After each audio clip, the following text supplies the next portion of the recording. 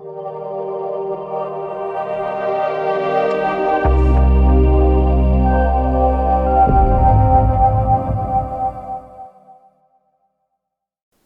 To CMD news. నా పేరు కామాక్షి. ముందుగా నేటి వార్తా విశేషాలు.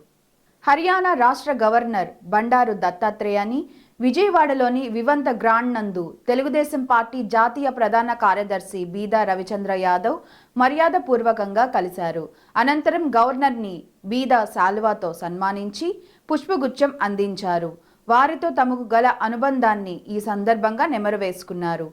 వారి వెంట రాష్ట్ర ఆరోగ్య శాఖ మాత్యులు సత్యకుమార్ తదితరులు ఉన్నారు.